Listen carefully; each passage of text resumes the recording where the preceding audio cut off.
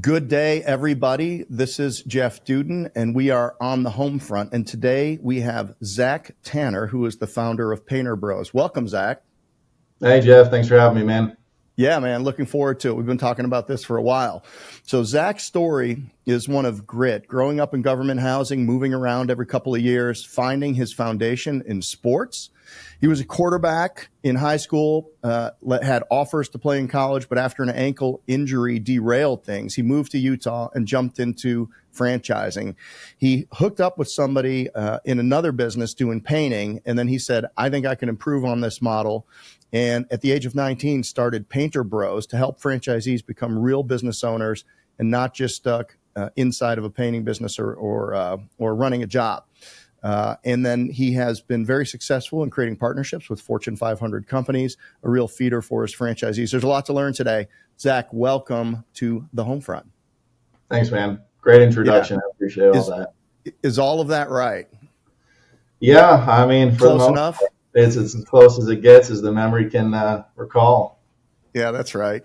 Well, hey, why don't we go back, because you had an interesting early life experience. Can you share a little bit about your family and how you grew up? Sure, man. In home service sales, consistency and insight are your key to scaling your business. Enter Rilla Voice, your virtual ride-along that gives you full visibility into sales conversations that can boost close rates by 40%. Managers are 8 times more time efficient, while average ticket sales increase by 17%. It's time to harness technology for real results. Ready to see Rilla in action? Visit Rilla.com, that's RILLA.com, or click the link below to get your special Homefront Brands offer today. Yeah, I mean, as a kid, when you grow up poor, you don't really know you're poor. That's probably the best way to start it out. So growing up, I'd go visit places when I was a kid and realize, man, that's not what I remembered. So I always remembered a super, happy life growing up. Slippers for Christmas, going out on walks, hanging out with the neighbor kids. So my mom was a single mom from the time I was, 8 months old until the time I was about 5. So it was my brother, who's a year older than me, myself, and then my mom. And we actually started here in Utah, believe it or not. So started here in Utah, then we moved to Oregon. She got remarried out in Oregon. I think I was 5 or so. Moved over to Florida for school, for employment, moved to Las Vegas. And this whole time I was like the only white kid that I knew. So I think about places where I lived. I was a minority. Sports were something I really was drawn to. And I was usually the worst kid at sports growing up. So I was always competing. I wanted a seat at the table. I wanted to play. And so most of my childhood, I was outside playing. We didn't have cell phones back then. It was just such a different time compared to what people have right now. A lot of basketball, a lot of football. Got into high school, and Southern Oregon was where I ended up for high school, right? So population like 200,000 in the entire Southern Oregon place. And so it was easier for me to shine coming from Fort Lauderdale, Florida, Las Vegas, Nevada, big schools, big metros, lots of competition. So I made Southern Oregon a home, and I still call that my home to today. We ran the spread offense, which was a ton of fun. It was a Chip Kelly time. I don't know if you remember when he first started in Oregon. Oh, yeah, absolutely. Yeah, so he came in, and so we started mirroring that. And I was the same size in high school as I am right now, so I was 6'2", 225, right around there. So it worked pretty well until it didn't. I hurt my ankle, which is never fun. Road to recovery is actually my second time hurting my ankle. So first time it happened, I was like, no problem. Second time, I thought, man, I'm going to be slow.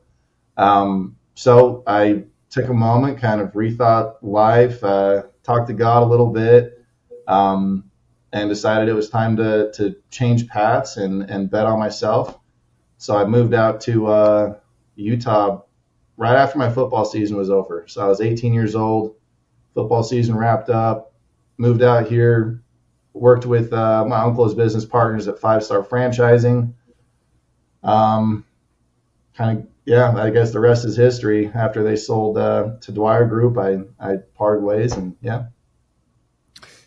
Zach, so many people hang on to dreams long after they're dead.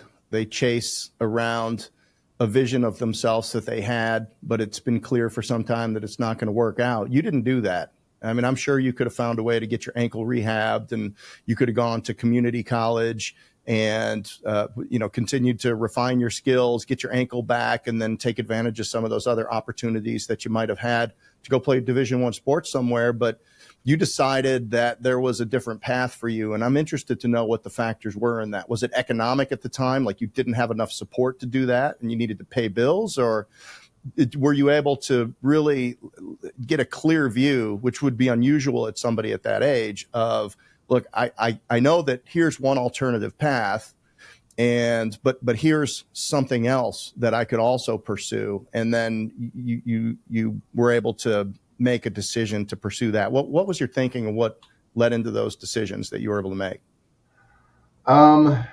Honestly, growing up in a small town, being the quarterback, being kind of the life of the party, I would say, generally speaking, I was making poor choices. It was really easy to make poor choices. It was really easy to have a bunch of fun. And I kind of hit a wall, and I just looked at myself one day in the mirror, and I thought, what am I doing? I can do so much more. So it was one of those come to Jesus moments where it was literally like, what am I going to do with my life? How can I use my life in a good, positive way? So I actually entertained going to college. So I moved out here to Utah. I applied for UVU, and I was waiting for that application to process. And then I did kind of what you mentioned. I got out, I think it was probably a napkin or a piece of paper. And I started writing down like, well, if I started my own business, I might make this much. If I go to college, I'm going to have this much debt, this and that. And I was on my own, so I was paying for it. So it's probably a mixed bag. Yeah, I think, I gave a talk this weekend out in San Diego, and one of the things that I shared was entrepreneurs get into business for solving different types of problems. Sometimes it's retirement or education for their kids, or they want a job they can't get fired from. There's all these different reasons, or maybe they just see an opportunity. But man, so many of us are kind of screwed into existence because we don't have resources, and we can't, we just can't find another way to make it work. So we've got to figure out a way to make everything work. It was like that for me when I started my painting business in college. I had a scholarship, and that didn't cover me over the summer, and food service on top of a mountain in Boone, North Carolina at the time was going to pay me $3.15 an hour plus tips. And I would have been living in my car. So I didn't see another choice but to try to go out and, hustle and do a side hustle. And it sounds like you had a very similar experience. Yeah. I mean, I didn't make it as far as you with sports, but as far as the work goes, absolutely. It was kind of feast or famine, sink or swim, and you learn fast. Did you have other side hustles growing up? Yeah, man. I started a pool cleaning and a lawn mowing company when I was in like 6th grade. Okay, so you'd shoot the clippings into the lawn and then go give them an upcharge to clean it. Exactly. Is that what you did? Exactly. I would charge my mom to clean the pool. No. So I went around the neighborhood with my lawnmower for the most part. Mm-hmm. And I would just knock on people's doors and see if they needed their lawn mowed once a week. And I got a little customer base when I was in 5th or 6th grade. That was the first one. Yep. Early entrepreneurial experiences are indicators of future entrepreneurial success. Okay, so now you've got exposure to the painting business, and probably in a great place, because I know Scott Abbott out there at 5 Star runs a good company, very values forward. You probably saw a lot through Scott and the way that company was run that maybe informed some of your thinking today. Things that you like to emulate, maybe a few things you like to do different. What was it like? What was the decision criteria at that point in saying, okay, I've seen this painting business, I'm just going to go ahead and cast a big vision and just get after it? Well, I mean, spending time with Scott, Chad, and Conrad. So Conrad's my uncle. Scott and Chad married my uncle's cousins, so it's kind of like this okay family of connective tissue now. But yeah, that's new information. Yeah. So yeah, I got to know them all pretty well. Kind of saw what they were doing, and yeah, I thought probably like every entrepreneur thinks, which is I can do it better. You're doing it wrong. I've always been a terrible employee because I have a tendency to tear something down and rebuild it. And so I did that, and I didn't know what I didn't know. So I didn't even really understand fully national accounts at the time. It was just, I think that there's more to this that I could do better. And so you built it as a direct business first before you franchised it? Yeah, so I built it to franchise it, fundamentally speaking. But it was my personal business. I was the painter. I was the guy in the truck. I was painting houses. I was painting buildings. Started from ground floor. What types of things do you feel were going to be different about Painter Bros when you first started putting pen to paper and thinking about what it could be? I thought that we had a really good core culture to begin with. When I sold my first franchise in 2017, I sold a couple like in 2017, and just word of mouth referrals locally. And I thought that the culture was going to be the differentiator. It was a differentiator, but it wasn't everything I needed. I sort of face planted in that effort initially. So what were some of the lessons you learned early? Yeah, I learned that you need good tech to manage a process, closed loop to help manage growth and scalability. And then I also learned that you needed, we call like the bread and butter business, like the reoccurring revenue that you can depend on, that you can share with people, they can build a business off of. I was missing those two things on a large scale. I had a little bit of both, but not enough to make it really special. Yeah, it's difficult to invest in those types of things early. Share with us how you, how you went about at least the software side of the business. Well, I wanted to get to $3 million in revenue when I was 23. I was like my goal. I said I wanted in to your get location. Yeah, I've been stuck at 1.2 million for a couple of years, and the only way I could get there is by hiring salespeople, right? Because I kind of hit that ceiling of what I could sell and manage myself, or if I hired someone to manage it, what they're able to do. So I kind of hit a ceiling. So my very first iteration of my tech was purely an estimation tool that allowed a customer to click, I approve an estimate. And then from there, all hell broke loose because there was no management, but at least it got that part taken care of. Okay. And then what? So I spent the money I had on it from there. I learned that there's a whole payment processing side of a business that's pretty important. And having that integrated with your estimation tool is paramount. So over about, I guess I'm 30 now, so 7 years, I've been building pieces every year essentially to add to this platform, from automated royalty drafting. We own the payment processing portal, to cost per customer acquisition. That's creating a closed loop. So it tracks every dollar spent with every customer from a point of origin. Right. So very customized to your business model. Yeah. Yeah. Do you have plans to offer that to other customers, other independent customers, so running a software business as a software business? Yeah, I hope to share it with people. I think one of the most overlooked metrics that I don't think really had a label quite yet is the cost per customer acquisition. Yeah. It's the one line item on your P&L that I really think that as a business owner you can manipulate and work towards decreasing a cost on, but you can't really do that if you don't know what it is in real time. So I hope to share that part with people. I think it's going to help a lot of people's businesses grow. and diversify with marketing. It's often measured wrong because people just, with a broad brush, they take their total advertising spend and then they divide it into their total revenue.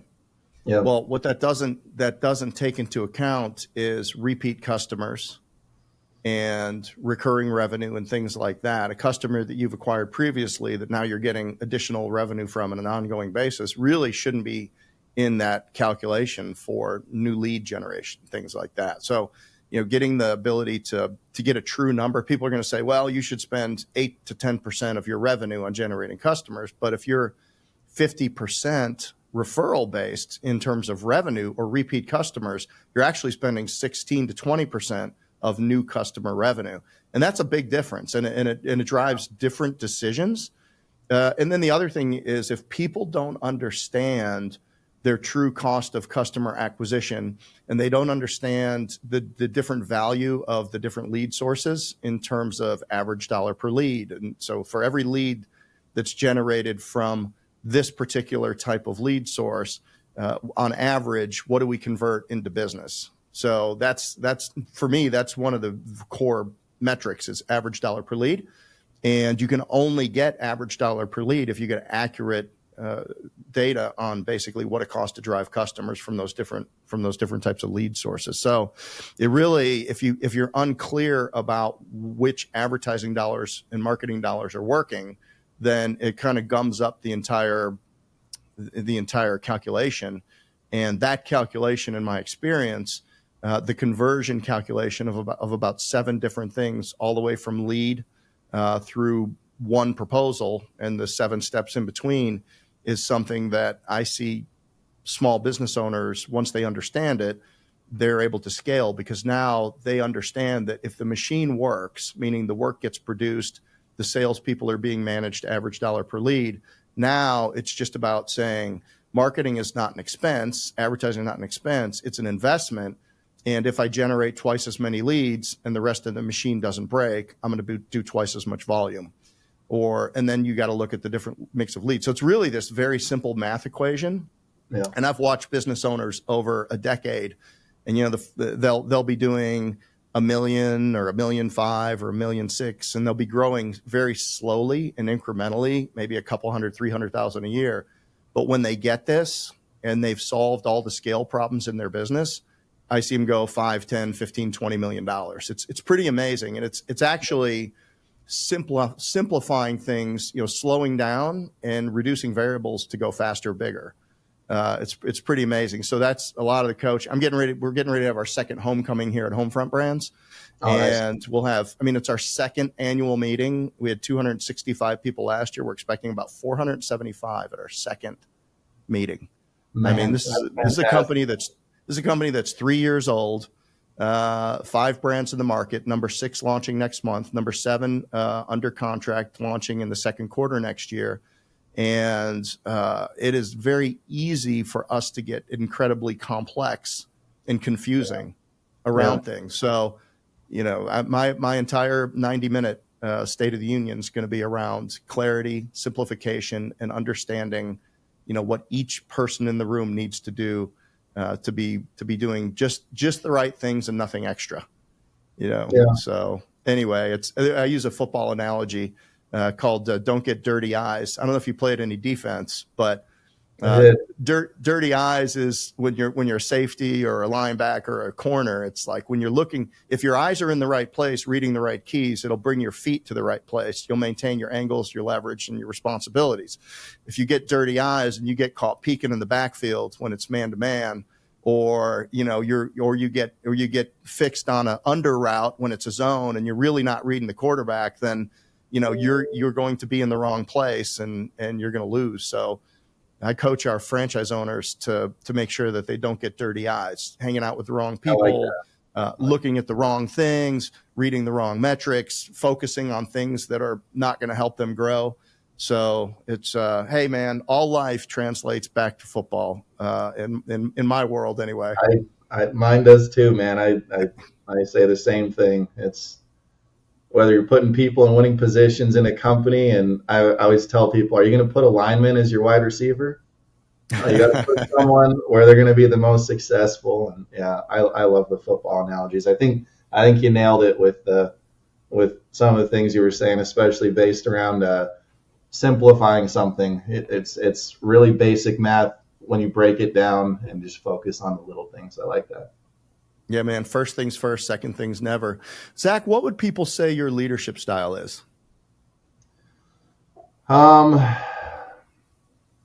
I haven't asked. I would say I'm a free spirit for sure. I think my company is a place where people can be the best version of themselves. And I think everyone is better than me at something, if not multiple things. And I work really hard to find what those things are and give people a huge runway. So, being free, I guess, to do it your way. Yeah.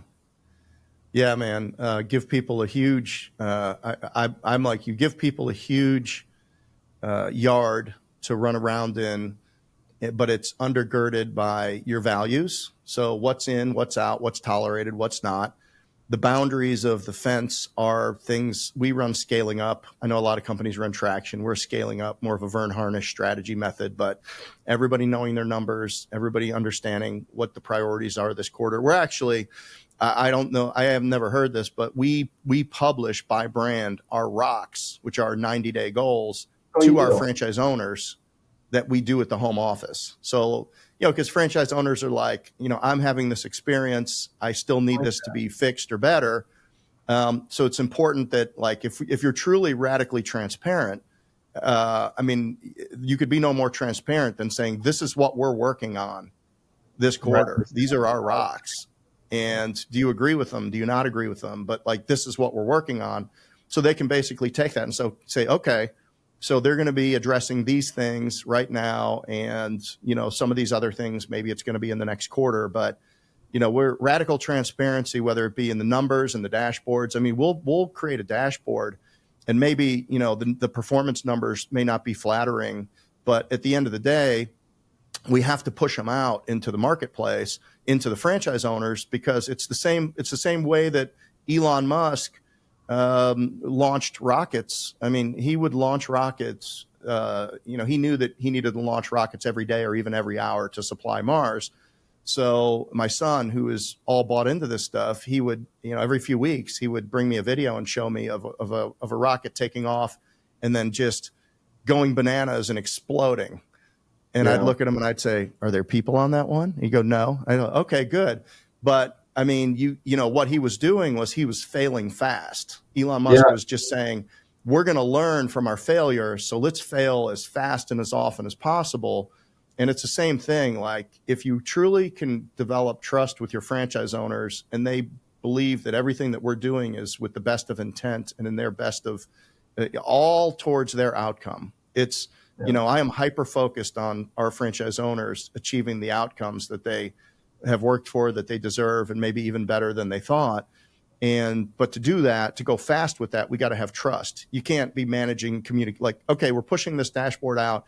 It's not perfect. Here's what we like about it. Here's what we don't. But we've got numbers running through it. Let's collaborate and let's get this thing buttoned up and dialed in. And, that's an adult workplace. And quite frankly, I'm too old, man. I'm too old for anything. Well, I've been doing this too long. Let's put it that way, to be dealing with, overly managed communications between adults. The work is the work. Let's get to the work. And sometimes you get hurt with that. The wrong type of people will use it against you. The right type of people will go like, oh, this is a no bullshit place. Like, we're just, and with franchise, you got to keep the locker room with franchise groups. You got to have that relationship equity and, them knowing how hard you're working and that, it's never going to be perfect, but we're going to try, and perfect is the enemy of good, is something that, I think good franchise companies find a way to do. Let me ask you about your experience in franchising. I mean, you were exposed to a big network and you were that. Um, you know, there are fundamentals in franchising that I think are timeless. And if when people ignore them, that's when they get in trouble. But then it's also a new time, new technology, lots of AI. So there's new things. What do you think about kind of the old versus the new? How much stuff do you think can be changed within the franchise model? And then what are other things that you think are, fundamental to good, solid franchising? In home service sales, performance is everything.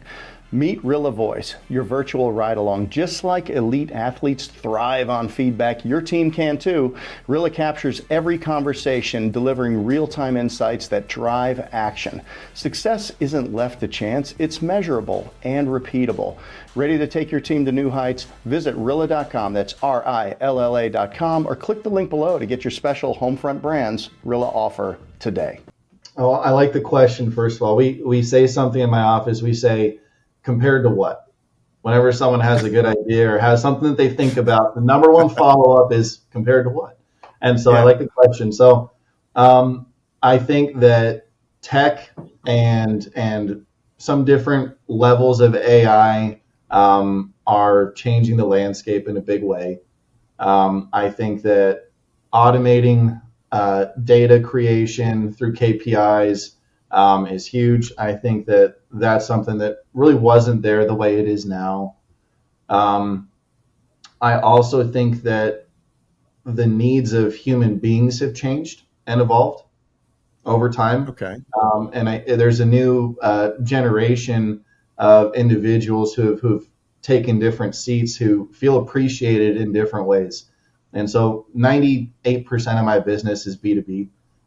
It's relationships. And so what I've noticed is driving those kind of parallels between our people and their customers has been fun because you can now talk about things on a different level, and we have Zoom now. We have Teams. We have there's a lot more personal time that you can spend with people that I think is changing the game. I think that, early 2000s, I guess before Google came out, you had a lot of direct marketing agencies. And then Google came out and it kind of pivoted into digital marketing. In the beginning, even when I started this, I was cleaning house on digital marketing. I was making a ton of money on lead gen. I could buy a home advisor lead for $13, now not so much. Now you can buy a home advisor lead for $200. And luckily, it's just like yourself, you track that climb, that rise in cost, but your cost per job doesn't climb at the same rate. It starts to deconstruct a model. So I think pivoting away from some of the digital marketing has also been a little bit of a challenge because franchisees that we have a widespread demographic type of individuals from 30-year-old to almost 60-year-old, right? And everything in between. And that digital marketing component to them is like, well, if I press a button, I should be able to make money, right? Yeah, if I pay money, I make money. And you're like, 20% of the time it works every time.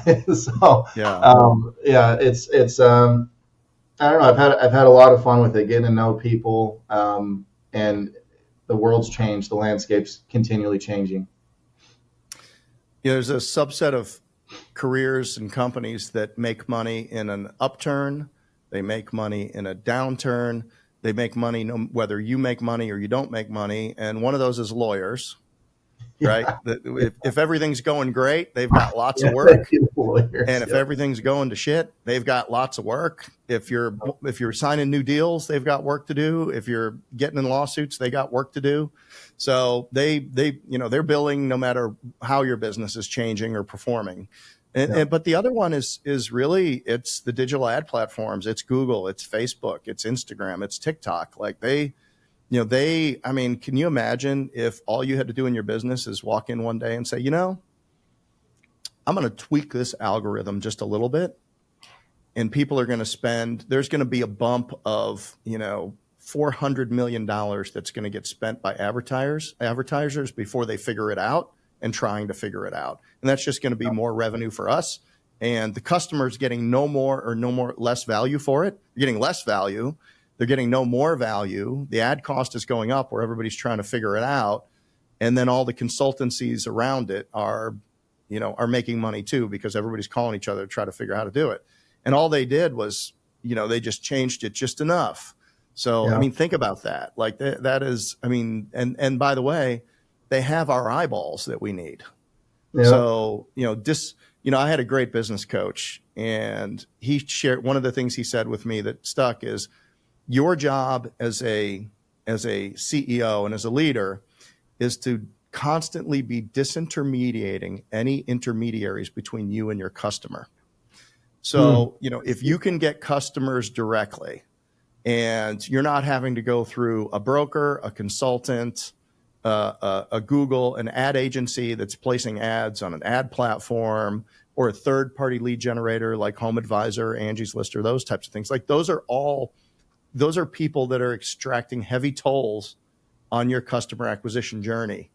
And it's hard, man. Like they're pretty smart from what I understand, and they've figured it out, and they make it very difficult for people like us to be able to create new games in new places. But I think some of the things that you're doing, I'd be interested to unpack a little bit your view on national accounts. So with my business, my restoration business I built at Vaniclean, we had national accounts. We were U.S. government, so we had schedules with the U.S. government. So we were a heavy-duty government contractor.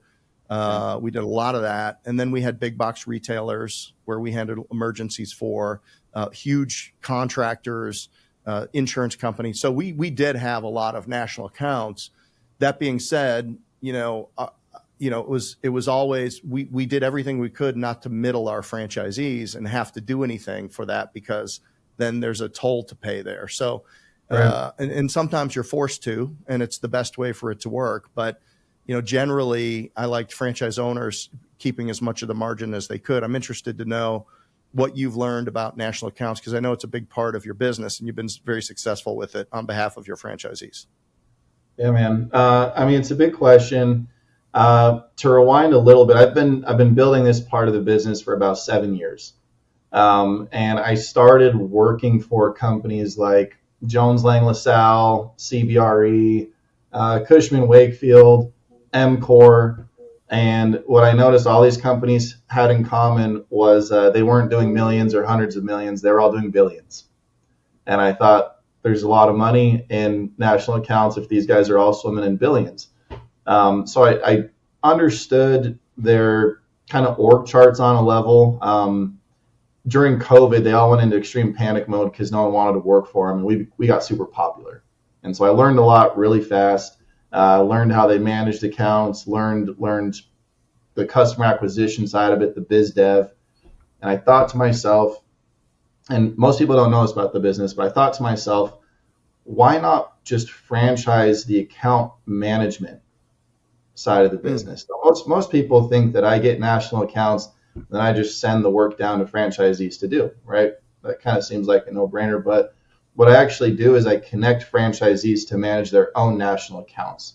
So what I wanted to build was our own ecosystem where we're cross-pollinating all over the country with just Painter Bros franchisees. So I've got my franchisee in Fort Worth.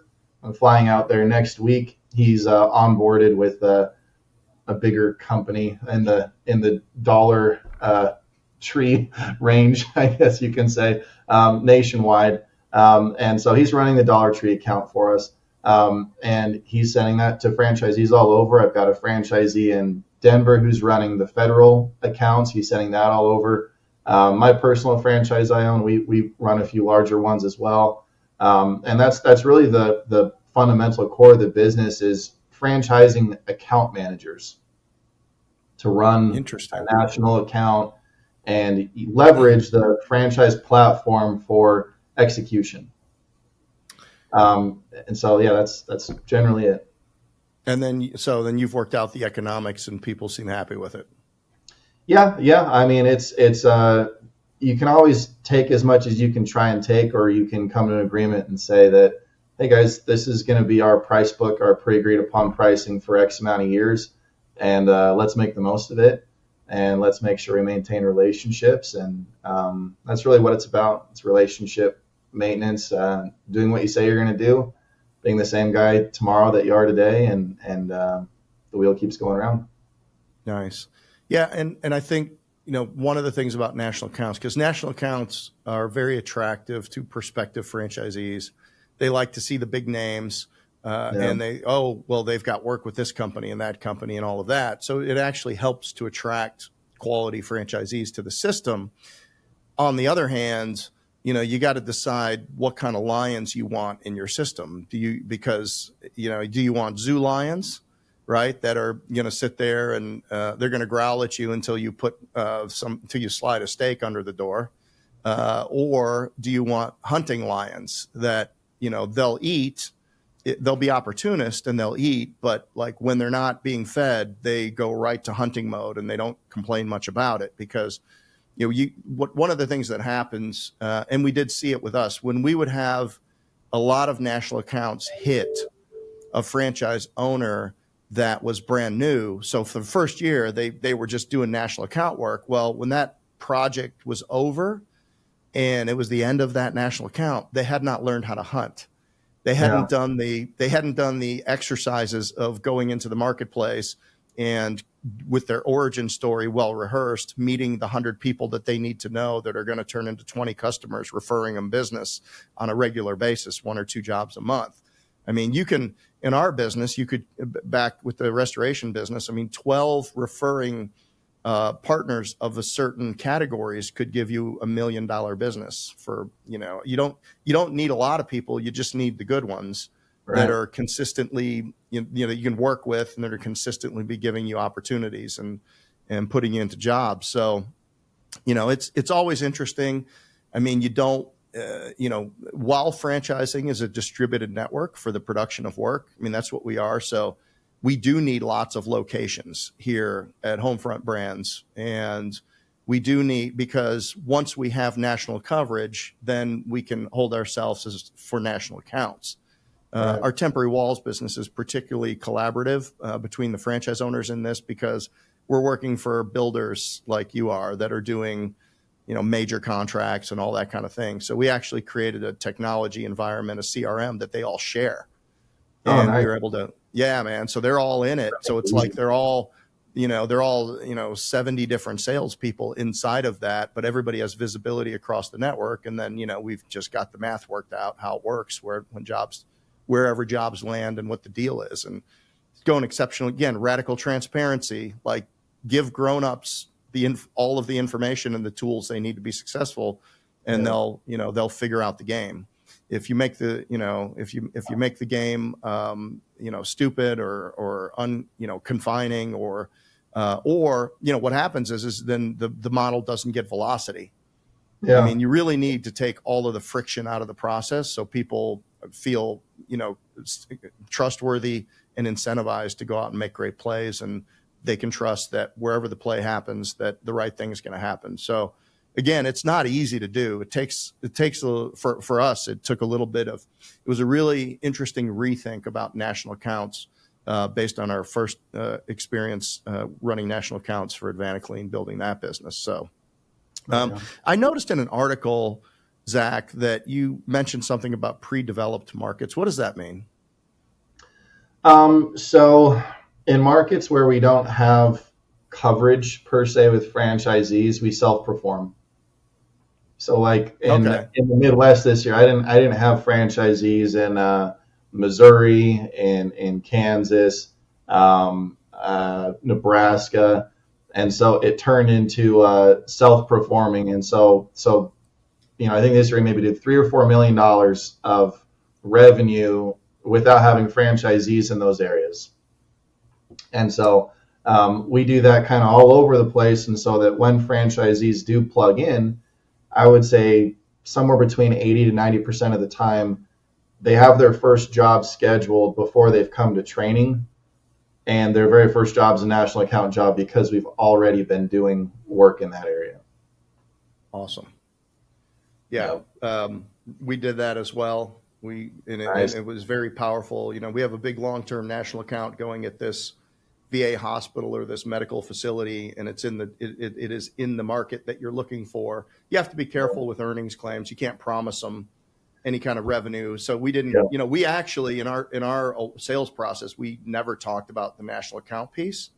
What we did was, yeah, I mean, but during validation, they would hear about it from the franchise owners, and they would ultimately come back and ask questions. Sometimes at Meet the Team Day and said, well, you hadn't really talked about national accounts, but all of this stuff is going on.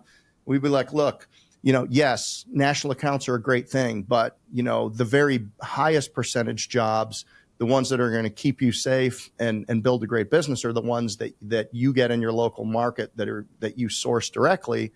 And national accounts, you need to look at the gravy on the top, like build a great business and, you know, the gravy on the top, but the peanut butter doesn't always spread evenly. So you might get, you know, $1 million in national accounts this year and, you know, might not get any next year. So Yeah. you can't just, you got to build your business I like that. to keep yourself safe. And then, you know, and of course we were a disaster response business, right? So anybody that wanted to travel for a disaster, I mean, we had call center protocols set up so we could take tens of thousands of phone calls, and we had the ability to isolate the biggest, best opportunities. So we would have crews on the ground from corporate that would set up a command center.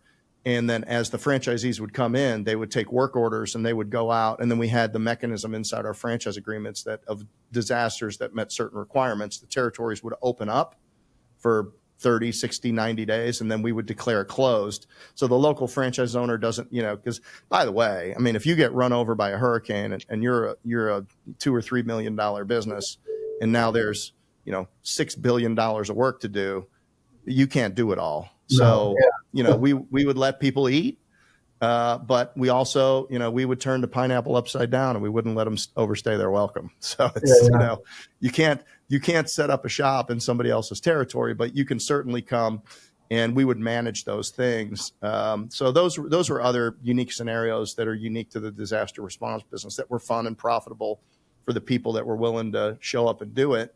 And yet they didn't have to create fixed overhead, long-term overhead to participate in these things. They could take what they had. We had relationships where we could rent equipment in excess. We had really good rates, so they could show up, bring their crews, do the jobs, do some extra rental equipment, make a good whack, and then don't overstay your welcome because your overhead's burning every day. Like when a disaster's over, like it's over. And the mistake some people make is hanging out at the prospect of a couple more jobs, and then you've just spent 10 days of overhead and you should have left. So we got very attuned at like when the warning signs were clear, if you were willing to listen to them. So when you start, you know, you would be getting thousands of phone calls a day saying, can you get to me? Can you get to me? And then as soon as you're calling back your list and people are saying, no, I've got somebody, no, I've got somebody, no, I've got somebody, like it's time to start thinking about finishing what you got and getting out of there.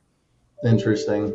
How did you guys, out of curiosity, how did you guys manage the float time for cash? Because most of your guys' work was probably it was insurance money, I would imagine. Yeah. So a couple of different strategies. If it was a commercial project that was going to be insurance paid, I mean, what we would do is we develop the ability to create daily billing. Yeah. So, okay. So, you know, we showed up at the Hurwitz Mintz furniture store. Good owner. We were referred in by almost a family member to them. You know, they had coverage, but they also third generation. They had tons of money, so they're just like we're willing to pay to get back open first because by the way, everybody in New Orleans is going to need furniture, so we want to get open. We want you to start right now. So you know, we created a billing. I don't know, and we did 4 of their facilities, I think, but this was their big one. and, several floors, hundreds of thousands of square feet. And I'm like, all right, well, the first day we're going to do this. It's going to be 26,000. The next day it's going to ramp up to 50,000. The next day it's going to be 65,000.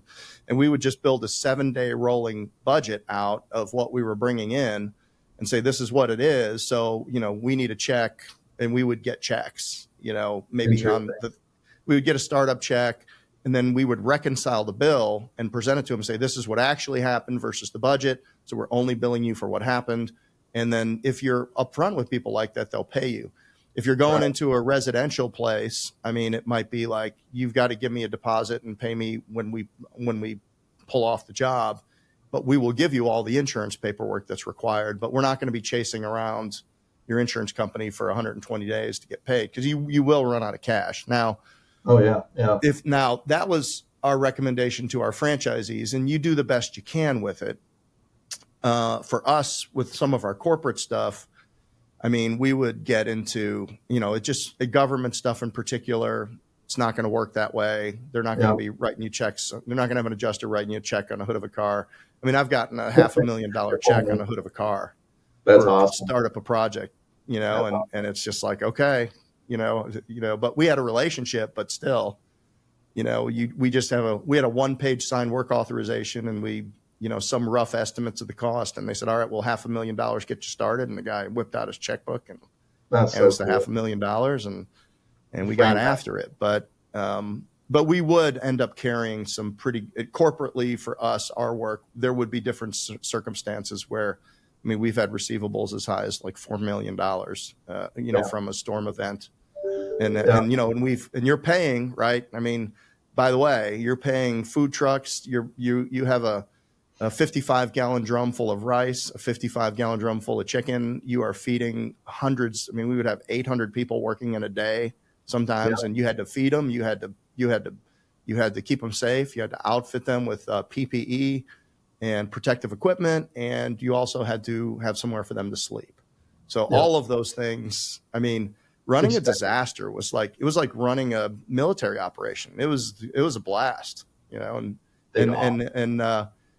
done right. Also very lucrative, and you're helping people that need it, because we always followed through. There are scoundrels that respond to these things, and so I always felt good, even though we're asking these people to pay us. I knew that we would follow through on the work and give them a good value. No, I like that. I was curious. I hear a lot of different ways that people manage that part of the business, and one of the ways maybe some of your viewers will find it beneficial. I work with a factoring company. I don't know if you're familiar with that, probably. Yeah. It's really changed the business in general, because they do a lot of our AR now. They'll go handle that component of it. You get 24-hour prompt pay, and then they also educate your brand on, hey, this is what your cash flow analysis looks like. This is your forecast. This is called, And so I found that super, super beneficial, and I'm trying to turn a few folks onto it, at least at some of these conferences I go to. When they're struggling with, well, I can only do one job at once because of this. So hopefully that helps people as well. Yeah. And generally factoring, in my experience, is, if you did a $10,000 job, they will pay you, maybe not all of it up front, but they'll start to make payments to you, but they're going to take 8% or some number like that. And it's going to be a fixed fee. And it's like, okay, well, you're going to get 92% of your revenue. And so sometimes it's worth it, especially because look, cash is like oxygen, man. You don't really realize how bad you need it until you don't have any. Amen to that, dude. And then everything stops. Your heart, your head, your brain, your business, it's your oxygen, man. So, well, cool. Well, hey, Zach, what can you share with people personally about yourself? What you like to do? Any family stuff you care to share? I'm. What do you do when you're not working? I'm always working on a level, but I I try and do things that make running a business seem easy. So I do a lot of I'll do a lot of elk hunting. I'll go pack it in 10 miles, camp out there for a week, come back, and running a business seems super easy after you do that for a week and you pack out a 500-pound animal. I do a lot of fishing with my kids. I've got 2 little kids, Bo and Oakley, and I love spending time with them. I love being a dad. You say Bo and Oakley? Yeah. Okay, those are outdoorsy names, man. Yeah, they blend in out there. Bo just turned 2, Oakley just turned 6. But time flies. I mean, a lot of my decisions now are geared towards how can I spend more time with them, and it's because I have so much fun doing the outdoor stuff. Outside of that, I'm not a huge city person. I mean, I take a night under the stars in a tent over a night on the city any day. So I'm pretty basic, I guess. Pretty simple. Nice. So you're 30 now? Yeah, I turned 31 tomorrow, and everyone keeps reminding me I'm not 30 anymore. So yeah. Oh, well, happy birthday. Thanks, man. Yeah. Yeah. All right. Well, we're October 28th recording, so that's the 29th is your birthday. That's right. There you go. So you've had a lot of success and you've traveled a lot of miles early. You started early. You know, you started this at 19, correct?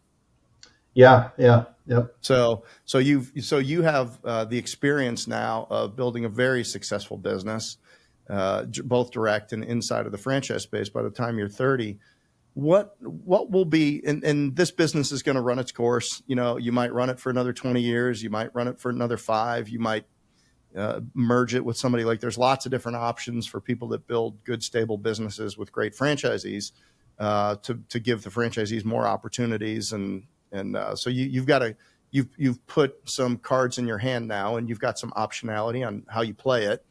But is there, do you have a clear vision for who you want to be going forward into the future from a business perspective?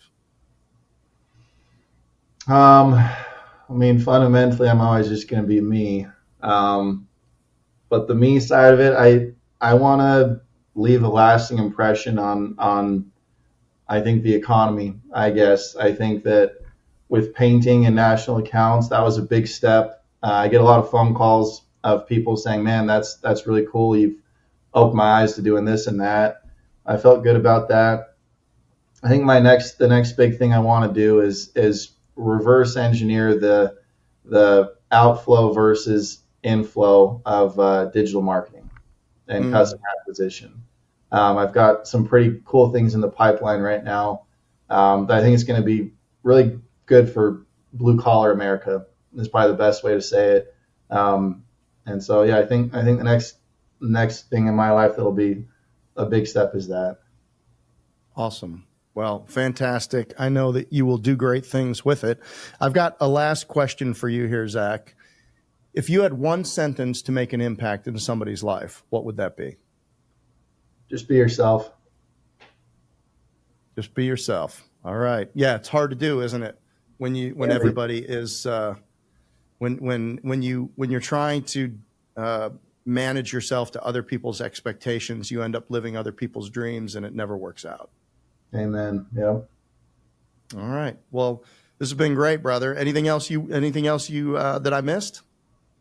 No, I mean, I sincerely appreciate it. Thanks for taking some time and having me on the show. Yeah, man. Thanks for coming on. Everybody, Zach Tanner with Painter Bros, fast growing company. Check it out. And this has been Jeff Dudan with Zach, and we have been On The Homefront. Thanks for listening. Thanks again to today's sponsor, Rilla Voice. Are you in the home services industry or leading a sales team? Rilla Voice is your virtual ride-along, capturing every conversation and turning insights into actions. Visit Rilla.com, that's RILLA.com, or click the link below to get your special Homefront Brands offer today.